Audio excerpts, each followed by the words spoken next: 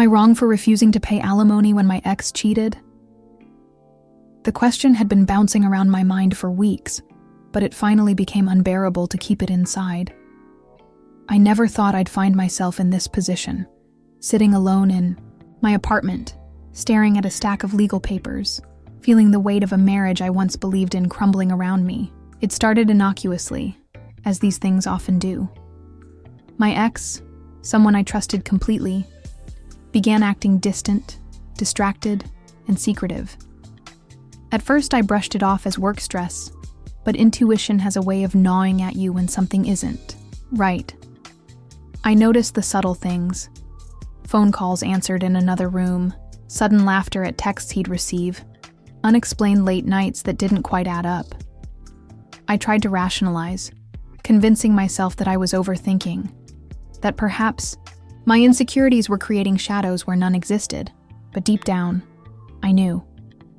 One evening, the truth hit me like a punch to the gut. I found explicit messages on his phone, messages he thought I would never see, detailing encounters with someone else. The betrayal was electric, burning through me in waves of anger, hurt, and disbelief.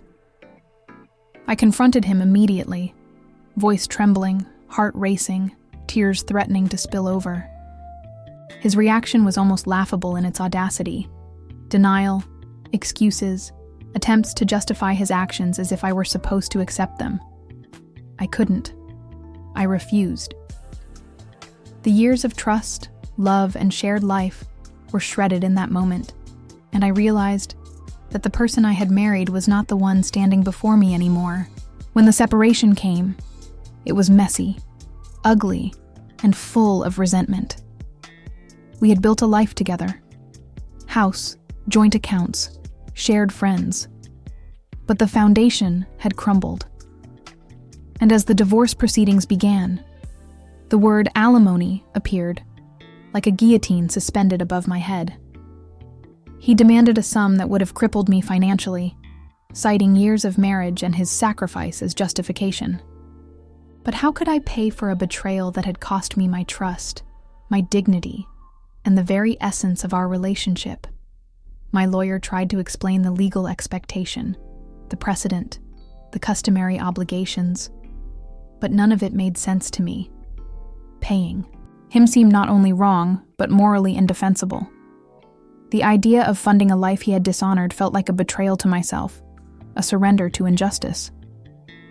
In court, the tension was suffocating. He sat there, composed, almost smug, as his attorney presented a case that painted him as the wronged party, as though the affair had never happened, as though my pain was irrelevant. I felt a surge of anger as I realized just how one-sided the system could feel when morality collided with law. My turn came, and I spoke, voice steady despite the adrenaline coursing through me. I recounted the betrayal, the discovery, the emotional devastation. I explained how the marriage had been irrevocably broken by infidelity, how my financial stability would be jeopardized, and how justice demanded acknowledgement of the moral inequity at play. The judge listened, eyes flicking between us, absorbing every word, every tremor in my voice, every pause that carried weight. It was exhausting, draining, emotionally raw. Outside the courtroom, I cried in my car, tears streaming down my face. As the city lights blurred into streaks of sorrow and determination, friends and family offered support. Each conversation a lifeline, each word of encouragement, a reminder that I was not alone. "You're not wrong," one friend said firmly. "You can't reward betrayal with your money. You have a right to protect yourself."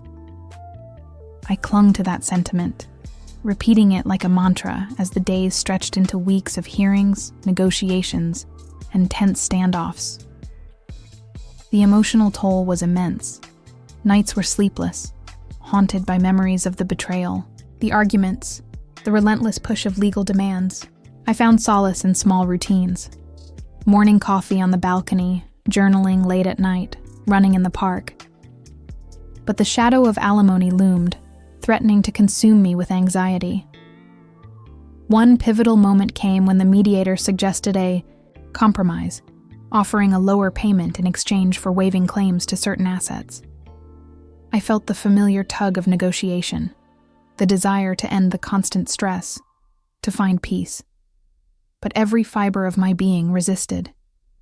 I could not, would not offer compensation for a betrayal I had never caused, for a wrongdoing I had endured. The mediator's words hung in the air, well-meaning but impossible to reconcile with my sense of justice. Over time, I learned to steel myself. I practiced my statements, rehearsed my reasoning, and fortified my emotional armor. Each interaction became a calculated performance of calm and conviction, a necessary facade to withstand the storms of courtroom debate. I found clarity in reflection, examining my values, my principles, and my sense of fairness. I realized that paying alimony to someone who had betrayed me would be more than financial loss. It would be a surrender of moral authority, a personal compromise I could not stomach. Friends and strangers online shared their experiences, stories of betrayal, and guidance on navigating the treacherous waters of post-infidelity divorce. Their words provided perspective, validation, and courage. I realized that my struggle was not unique, that countless others faced similar moral dilemmas, and that standing firm was an act of integrity, not defiance. As the court dates approached, I felt a mix of apprehension and resolve. I knew the stakes were high, the emotional cost steep, but I also knew that yielding was not an option. The battle was not just legal, it was deeply personal, a fight for dignity, justice, and self-respect. On the day of the final hearing, the courtroom was tense, every face etched with anticipation. My ex's confident composure contrasted sharply with my focused determination.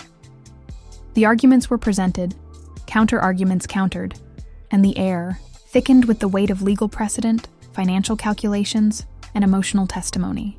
When the judge finally rendered the decision, I held my breath, heart pounding. The ruling acknowledged the infidelity, recognized the irreparable breach of trust, and ultimately ruled in my favor. No alimony would be required. Relief washed over me in overwhelming waves, mingling with tears, laughter, and the quiet triumph of vindication. I left the courtroom, feeling lighter, freer, and more empowered than I had in months. The journey had been harrowing, a roller coaster of emotion, stress, and moral confrontation. But I had emerged intact, standing firm in my convictions, and proving to myself that integrity and resilience are stronger than coercion and betrayal. Reflecting on the experience, I recognized the depth of growth it demanded. I learned the importance of asserting boundaries, defending personal ethics, and refusing to acquiesce to injustice. I discovered inner strength, resilience, and the power of moral courage in the face of adversity. And as I move forward, free from the burden of paying for someone else's wrongdoing, I carry with me a renewed sense of self, clarity of purpose, and unwavering commitment to living a life aligned with my principles. Am I wrong for refusing to pay alimony when my ex cheated? No. I am not wrong. I am justified, empowered, and liberated by my refusal to compromise my integrity, even when the legal and emotional stakes were at their highest. And in that triumph, I find both closure and a reminder that self-respect is invaluable, non-negotiable, and worth defending at every turn. The weeks after the initial court ruling were tense, emotionally exhausting, and full of unexpected challenges. Even though the judge had ruled in my favor and confirmed that I was not obligated to pay alimony, my ex was relentless in subtle ways that kept me on edge.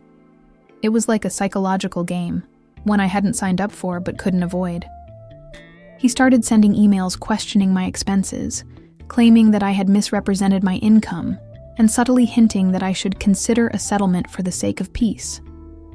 Each email felt like a dagger to the chest, a reminder that he refused to accept the ruling and that his sense of entitlement knew no bounds. I spent hours staring at my computer, rereading each message, calculating how to respond calmly without letting my anger get the better of me. It was a delicate balance. I had to protect myself legally, emotionally, and financially, all at once. Friends and family became my lifeline. I found myself calling my best friend late at night, sometimes pacing in my apartment, voice shaking, as I recounted the latest email or threat. "You are not wrong," she said firmly over the phone one night. "You are protecting yourself from someone who already violated every ounce of trust between you two. Stand your ground." Her words became my mantra, repeated silently to myself as I prepared for the next round of legal back and forths. Meanwhile, my ex tried to manipulate mutual friends, painting himself as the victim of my unreasonable cruelty, attempting to twist the narrative in subtle, insidious ways. I learned that he was sending messages to mutual acquaintances, portraying me as the one who was cold, vindictive, and greedy. I was shocked, initially, by the audacity of it. But slowly, I understood that this was part of his method, a way to maintain control, even after the marriage had ended. I had to be strategic. I documented everything: emails, messages, witness accounts, financial statements. Every interaction became a potential tool in case he escalated his attempts to challenge the ruling. It was exhausting but necessary. I felt like I was constantly looking over my shoulder, never fully relaxed, as if any misstep could be used against me. At times, I doubted my decision. There were nights I cried myself to sleep, wondering if standing firm had been worth the emotional toll. I felt the sting of betrayal anew every time he contacted me, every time he attempted to undermine me, every time I was forced to confront the reality that the person I had once loved so deeply was now capable of such manipulation. But each morning, I reminded myself of why I had chosen this path. This wasn't just about money. It was about dignity, integrity, and refusing to reward betrayal. I wasn't fighting to punish him. I was fighting to honor myself, to assert that my life, my independence, and my self-respect mattered more than his attempts to coerce me into submission. One particularly tense afternoon, he requested a meeting at the mediation office, claiming he wanted to negotiate a resolution. I suspected it was another ploy to pressure me into paying, but I agreed, cautiously, bringing my attorney along. The conversation was tense from the beginning. He started calmly, speaking about fairness, shared history, and mutual benefit, but it quickly devolved into subtle accusations, gaslighting, and emotional manipulation. "You don't understand the sacrifice I've made," he said, voice low but sharp. "You think this is about betrayal? Maybe, but I've been supporting this family, and now you're refusing to do what's reasonable." I felt my chest tighten, a familiar surge of anger mixed with hurt, but I forced myself to stay calm. My attorney interjected when necessary, reminding him and the mediator that the legal ruling was already clear. I spoke too, voice steady, but full of emotion. "This is not about punishment. This is about justice, morality, and the fact that I should not be financially penalized for someone else's betrayal. That is not unreasonable. That is fairness."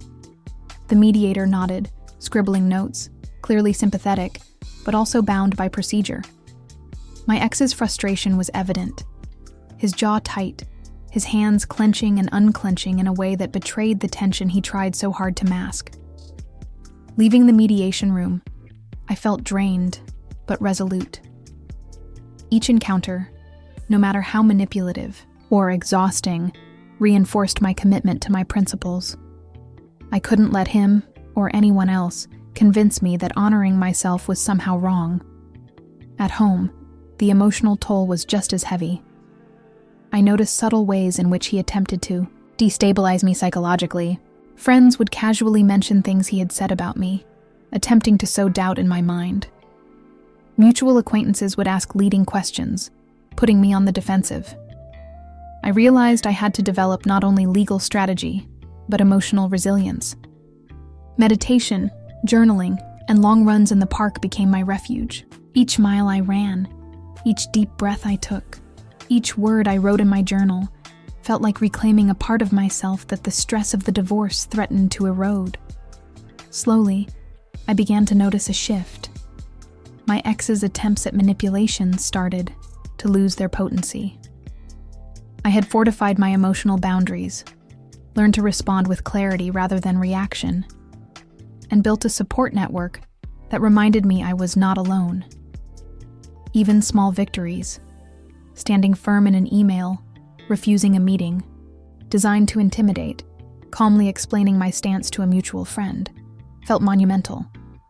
One particularly poignant moment occurred when I received a call from a distant relative I hadn't spoken to in years. They had heard about the divorce and the dispute over alimony and wanted to offer their support. Their words were simple but powerful. "You are doing the right thing. Integrity matters more than compliance. Keep standing up for yourself." I cried that night, tears flowing freely, not from sadness, but from relief and validation. The battle was far from over, but I no longer felt powerless. I realized that my refusal to pay alimony was not just about money.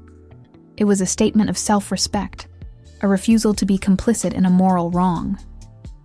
Over time, my ex grew increasingly frustrated. His emails became sharper, his attempts at persuasion more desperate. I sensed a growing panic, the recognition that the system had sided with me and that his expectations of control were crumbling. I began to see glimpses of vulnerability beneath his arrogance, moments where his composure slipped, revealing the human frustration and desperation beneath the mask he had worn so meticulously. At work, I channeled all my energy into productivity, using my career as a grounding force. Each successful project, each client compliment, each promotion became a reminder of my worth, a shield against the emotional turbulence of the divorce. I found empowerment in my independence, in my ability to create a life untethered from betrayal and manipulation. Reflecting on the journey so far, I recognized how much I had grown. I had learned to navigate not only legal battles, but emotional warfare, to assert boundaries without guilt, and to protect my dignity even when confronted with relentless pressure. The experience had forced me to confront uncomfortable truths about love, trust, and morality, and in doing so, I emerged stronger, more resilient, and deeply aware of my own value. And yet, despite the progress, there were moments of doubt, nights when I questioned whether the struggle was worth it, mornings when the exhaustion threatened to overwhelm me, and fleeting thoughts of surrender that I quickly dismissed. Each time, I returned to the core truth. Paying alimony to someone who had betrayed me would compromise my integrity, reward wrongdoing, and deny me the justice I deserved. It was a battle of principle, a fight for self-respect, and ultimately, a journey toward empowerment. As the legal proceedings continued, I prepared for the final hearings with a combination of apprehension and steely resolve. I rehearsed my statements, reviewed documentation, and fortified my emotional armor. I reminded myself that I was not wrong, that I was justified, and that standing firm was the only path that aligned with my values. In quiet moments, I reflected on the moral complexity of the situation. Love, betrayal, legal obligation, and personal integrity were intertwined in ways that were messy and painful, yet profoundly illuminating. I realized that this experience, though harrowing, was teaching me lessons about resilience, assertiveness, and the importance of self-advocacy. And as I looked toward the conclusion of the legal battle, I understood that the ultimate victory would not just be a court ruling. It would be the affirmation of my principles, the preservation of my dignity, and the reclaiming of my life from someone who had violated my trust. Am I wrong for refusing to pay alimony when my ex cheated? In the quiet reflection of nights spent alone, the answer became unmistakably clear. I am not wrong.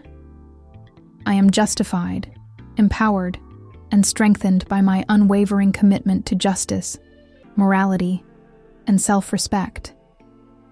And in embracing that truth, I find not only closure but a renewed sense of agency and an understanding that standing firm against betrayal is not only right, it is necessary. The final stretch of the divorce proceedings felt like walking through a storm with no shelter in sight.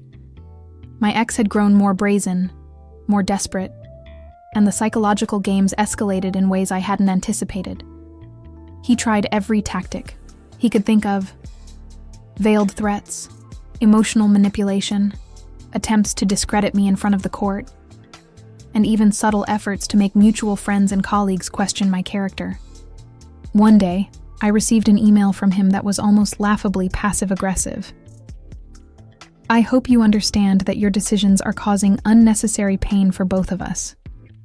Perhaps you'll reconsider before it's too late." I felt a surge of anger, my hands shaking as I read the words, but I refused to respond immediately. Instead, I documented it, printed it out, and filed it away. I learned quickly that emotional restraint was my greatest weapon. My attorney advised me to focus solely on evidence, facts, and documentation. "Ignore his theatrics," she said. "The more he tries to play games, the stronger your case becomes if you remain composed and principled." Her advice became my mantra. I practiced deep breathing, meditated nightly, and reminded myself repeatedly why I had chosen this path. The betrayal, the sleepless nights, the constant anxiety, all of it was worth it if it meant preserving my dignity and refusing to financially reward someone who had shattered my trust. Court sessions became intense psychological battles. Every interaction with my ex was charged with tension, every glance a silent challenge. He would smirk, as if trying to provoke me, testing whether I would falter under the weight of anger or exhaustion. I refused. I met his gaze steadily, voice calm, words measured and precise, even as my heart pounded in my chest. Each session felt like a test of endurance, a marathon of patience and principle. I recounted the details of the infidelity, emphasizing how it had irreparably broken the marriage, and how any expectation of alimony ignored the moral breach that had caused the dissolution. Witnesses were called, friends and family who could attest to the betrayal, to the emotional toll it had taken on me, and to the ways my ex attempted to manipulate and control even after the marriage ended. The judge listened, occasionally taking notes, sometimes looking directly at me with a quiet intensity that made my chest tighten. I spoke with as much clarity and composure as I could summon, refusing to let tears or anger undermine the validity of my testimony. At home, the emotional fatigue was just as challenging. I had moments of doubt, moments when the weight of the battle felt unbearable. Late at night, I would sit alone, staring at the ceiling, replaying every interaction, every court session, every sly attempt at manipulation. I questioned myself, wondering if perhaps I was being too rigid, too unyielding.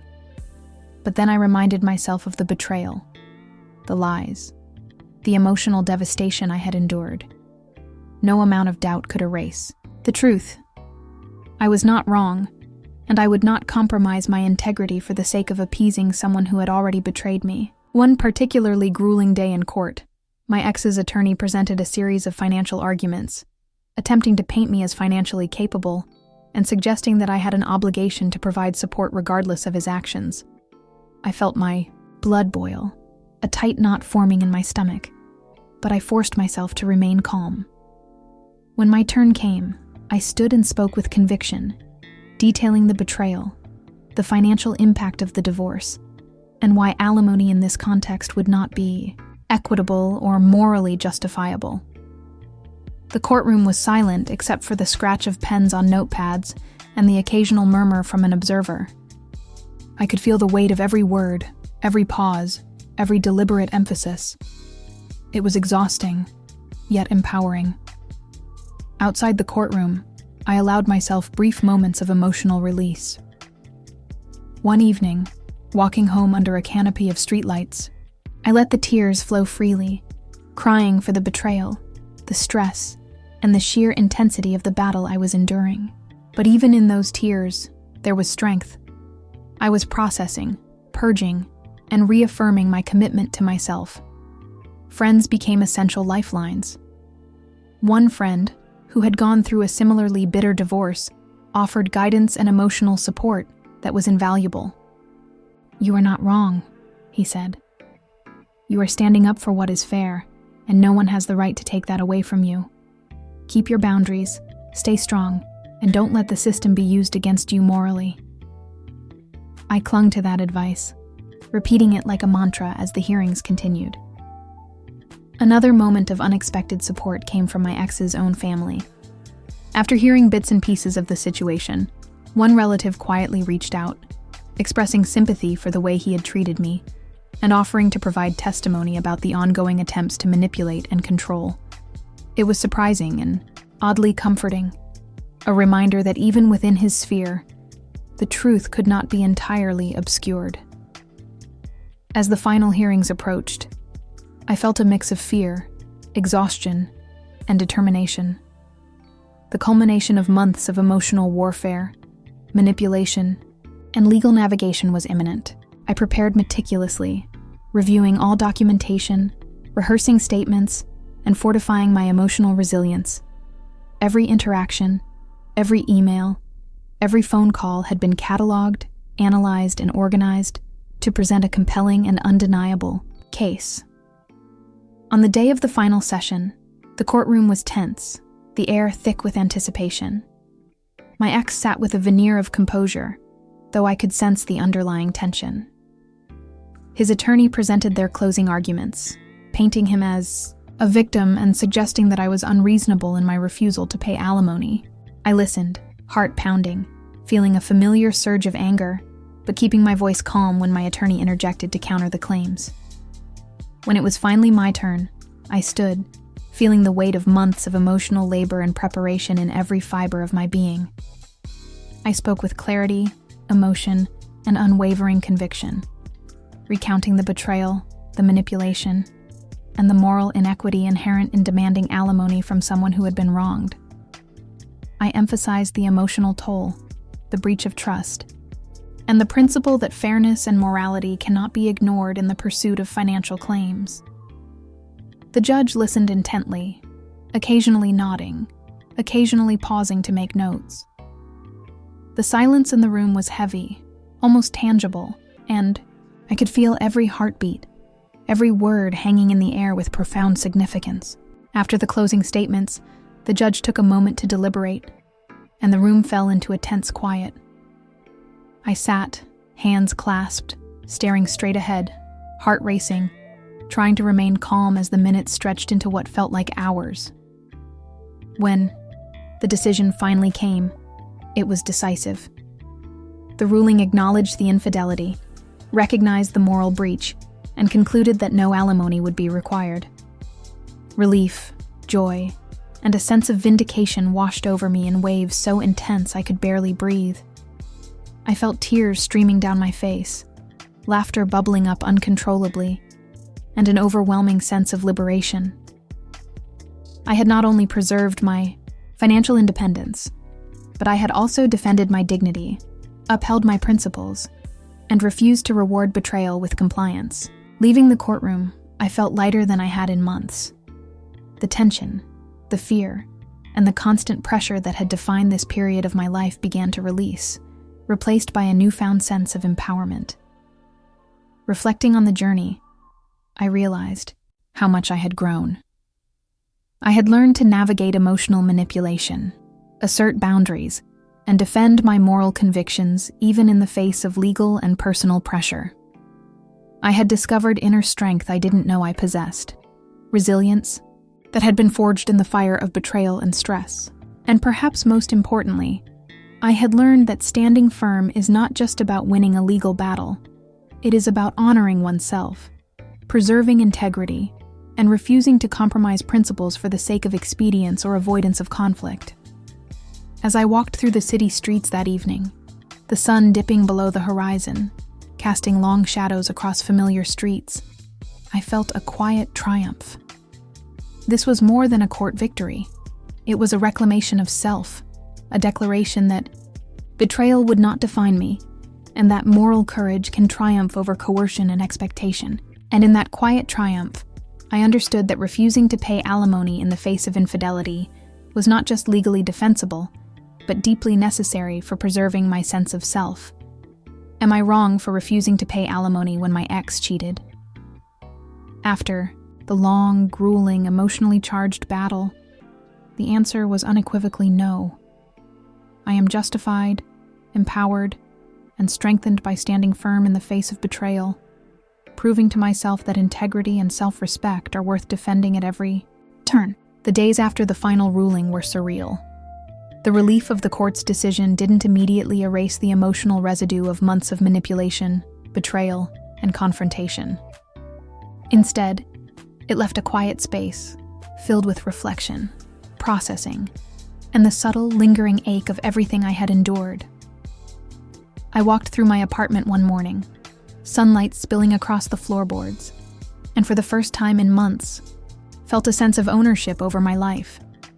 The fear of being forced to pay alimony, of rewarding betrayal, had been lifted, and with it came an unexpected clarity. I began to rebuild not just my finances, but my emotional landscape. I realized that I had been living in a kind of defensive crouch for too long, constantly bracing for his next move, anticipating manipulation, and second-guessing my own worth. Now, I could breathe. I made small but meaningful changes. I reorganized my space, letting go of things that reminded me of the past, and creating areas that felt distinctly mine. I started cooking again, something I hadn't done with joy in years, finding solace in the rhythm of chopping, stirring, and tasting. Friends noticed a difference in me. The tension that had defined my posture, my voice, and my expressions began to dissipate. Conversations flowed more naturally, laughter returned to its place in my days, and I found a kind of quiet contentment in routine. But the lessons of the past months were not easily forgotten. I had seen firsthand how someone I trusted completely could manipulate legal and emotional systems to their advantage, and I knew that vigilance was necessary to prevent being undermined again. I documented my experiences, creating a personal record not just for potential legal references, but as a roadmap for self-reflection and growth. Journaling became a sanctuary, a way to articulate the tangled emotions that had been swirling inside me. Anger, grief, betrayal, relief, empowerment, they all found their place on the page, organized into narratives that made sense of chaos. I also took time to understand the broader implications of my experience. Divorce, infidelity, and the legal system intersect in ways that are morally and emotionally complex.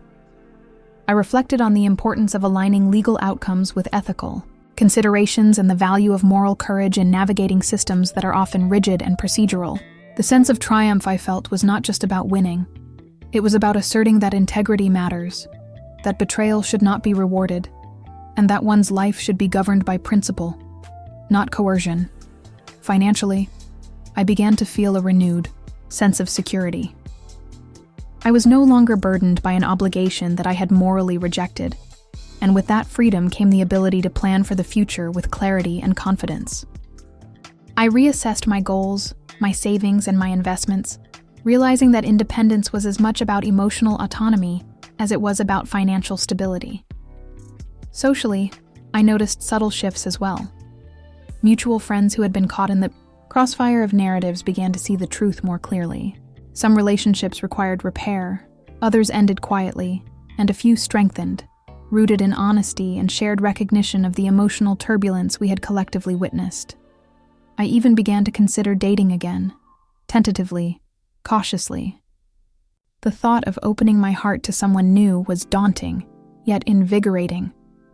I knew I would carry the lessons of the past into any future relationship. The need for transparency, mutual respect, and emotional honesty. Over time, the anger I had felt toward my ex softened, though it never disappeared entirely.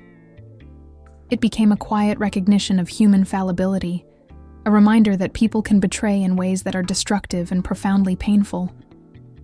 I understood that forgiveness was not about excusing behavior, but about freeing myself from the burden of resentment. This shift allowed me to reclaim mental and emotional space that had been dominated by conflict. One of the most unexpected realizations came when I reflected on my own resilience. Months of legal battles, emotional confrontation, and strategic negotiation had forged a strength I hadn't known I possessed. I realized that I could endure tremendous emotional stress, maintain clarity of purpose, and act with moral conviction, even under extreme pressure. This self-awareness became a cornerstone of my identity moving forward. Professionally, I channeled the intensity of my experiences into my work. I approached projects with renewed focus, drawing on the lessons of negotiation, documentation, and strategic thinking I had learned in the legal arena. Colleagues noticed a new assertiveness in my approach, and opportunities began to emerge that I might have overlooked in the past. Reflecting further, I recognized that this experience had also reshaped my understanding of love, trust, and commitment. I had entered the marriage with idealistic notions of partnership, only to confront the harsh reality of human imperfection and moral failure. While painful, this confrontation allowed me to develop a more nuanced understanding of relationships, one rooted in integrity, mutual respect, and self-preservation. I also began to use my story as a source of guidance and support for others facing similar circumstances. Friends confided in me about their own struggles with infidelity, financial disputes, and legal challenges, and I offered perspective drawn from my own journey. The act of sharing became cathartic, reinforcing my sense of agency and turning personal hardship into collective insight. Emotionally, I learned to balance vigilance with openness. I remained cautious in trust, but I also cultivated a willingness to embrace joy, laughter, and connection without fear of past betrayals dictating my present. I practiced mindfulness, focusing on the present moment and allowing myself to experience life fully rather than through the lens of past pain. The journey was not without setbacks. Occasionally, memories would surface, triggered by a news story, a song, or a familiar scent, and the surge of emotion would remind me of the depth of the betrayal I had endured. Yet each time, I reminded myself of my resilience, the justice I had secured, and the moral victory I had achieved by refusing to pay alimony unjustly. One evening, several months after the final ruling, I found myself walking through a quiet park, the air crisp and filled with the scent of autumn leaves. I paused on a bridge overlooking a small pond, watching the reflections ripple across the surface. In that moment, I felt a profound sense of closure. The storm of conflict, betrayal, and legal struggle had passed, leaving a clarity and serenity I hadn't imagined possible during the height of the battle. I thought about the lessons I had learned, the importance of standing firm in the face of injustice, the necessity of protecting one's moral and financial boundaries, and the power of self-respect in navigating life's most challenging circumstances. I realized that refusing to pay alimony after betrayal was not just an act of defiance, it was a reclaiming of agency, a declaration that my life, my principles, and my self-worth could not be undermined by someone else's wrongdoing. As I continued walking, I felt a sense of empowerment that permeated every step. I understood that life would present future challenges, perhaps even equally difficult moral dilemmas, but I now possessed the experience, resilience, and clarity to navigate them with strength and conviction. And so, as the sun set behind the trees, casting a warm glow across the path ahead, I embraced the future with renewed confidence, carrying with me the knowledge that standing firm against betrayal is not only justified, but transformative. Am I wrong for refusing to pay alimony when my ex cheated? In the quiet reflection of months spent fighting, growing, and reclaiming myself, the answer was resoundingly no. I am not wrong. I am empowered, liberated, and strengthened by my unwavering commitment to justice, integrity, and self-respect. And as I step forward into the next chapter of my life, I do so with a profound understanding that true victory lies not just in legal rulings, but in the courage to uphold one's principles, protect one's dignity, and honor oneself above all else.